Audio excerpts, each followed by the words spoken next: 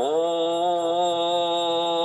यः अवां पुष्पं वेद पुष्पवान् प्रजावान् पशुमान् भवति। चन्द्रमा वा अपं पुष्पं पुष्पवान् प्रजावान् पशुमान् भवति। य एवं वेद यः अपम् आयतनं वेद आयतनवान् भवति। अग्नेः वा अपाम् आयतनवान् भवति। यः अग्नेः आयतनं वेद आयतनवान् भवति। आपः वा अग्नेः आयतनवान् भवति। य एवं वेद यः अपम् आयतनं वेद आयतनवान् भवति। वायो वा अपम् आयतनवान् भवति। यः वायोः आयतनं वेद आयतनवान् भवति। आपः वै वायोः आयतनवान् भवति। य एवं वेद यः अपम् आयतनं वेद आयतनवान् भवति। असौ वै तपत् अपम् आयतनवान् भवति। य अमुष्य तपत आयतनं वेद आयतनवान् भवति।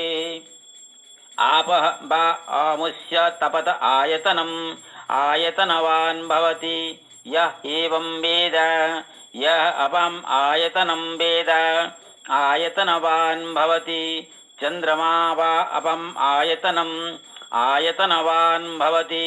यच्चन्द्रमस आयतनं वेद आयतनवान् भवति। आपः वै चन्द्रमस आयतनवान् भवति। यः एवं वेद यः अपम् आयतनं वेद आयतनवान् भवति। नक्षत्राणि वा अपम् आयतनवान् भवति। यः नक्षत्राणाम् आयतनं वेद आयतनवान् भवति। आपः वै नक्षत्राणाम् आयतनवान् भवति। यः एवं वेद यः अपम् आयतनं वेद आयतनवान् भवति। पर्जन्यः वा अपम् आयतनवान् भवति। यः पर्जन्यस आयतनं वेद आयतनवान् भवति। आपः वै पर्जन्यस्य आयतनवान् भवति। यः एवं वेद यः अपम् आयतनं वेद आयतनवान् भवति। संवत्सरो वा अपम् आयतनवान् भवति। यः संवत्सरस्य आयतनं वेद आयतनवान् भवति। आपः वै संवत्सरस्य आयतनवान् भवति। यः एवं वेद यः आप्नुनात्वम् प्रतिष्ठितं वेद प्रत्येव तिष्ठति। राजाधिराजाय प्रसह्यसाहिने नमो वयं वैश्रवणाय कुर्महे। स मे कामन् कामकामाय मह्यं कामेश्वरः वैश्रवणो ददातु। कुबेराय वैश्रवणाय महाराजाय नमः।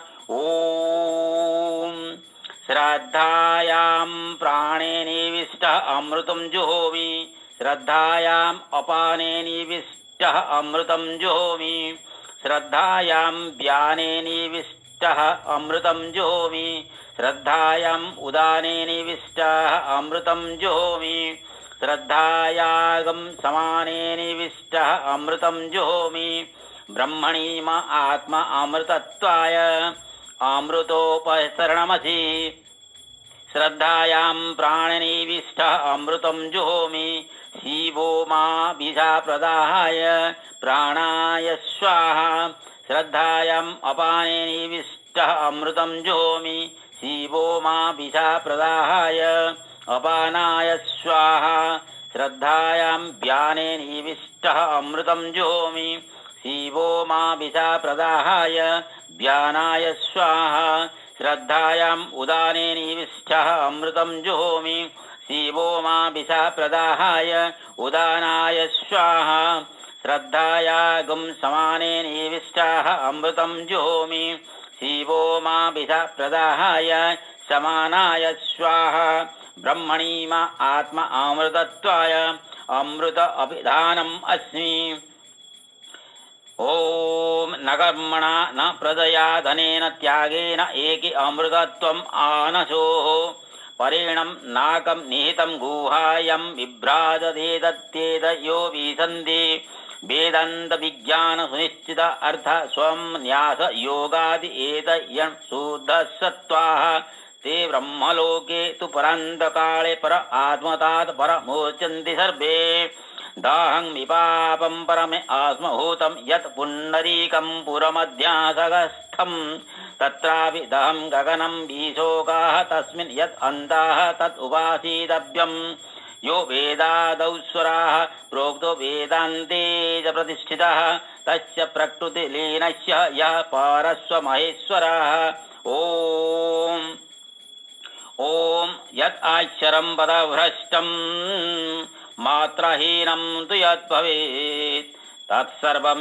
क्षम्यतां देवा नारायण नमस्तुते विसर्गबिन्दुमात्राणि पदपादाक्षराणि च न्यूनानि च अतिरिक्तानि क्षमन्स परमेश्वर अपराधसहस्राणि क्रियन्ते अहर्निशयं मया दासः अयम् इति माम् अत्वा क्षमस्व परमेश्वर अन्यथा शरणं नास्ति त्वम् एव शरणं मम तस्मात् कारुण्यभावेन रक्ष रक्ष परमेश्वर हरिः ॐ तत्सत् ॐ नमो नारायणाय ॐ द्यौः शान्तिः अंतरिक्षं शान्तिः पृथिवी शान्तिः आपः शान्तिः औषधयः शान्तिः वनस्पतयः शान्तिः विश्वे देवाः शान्तिः ब्रह्मा शान्तिः सर्वं शान्तिः शान्तिः एव शान्तिः क्षमा शान्तिः एधि ॐ शान्तिः शान्तिः शान्तिः ॐ लोकाः समस्ता सुखिनो भवन्तु।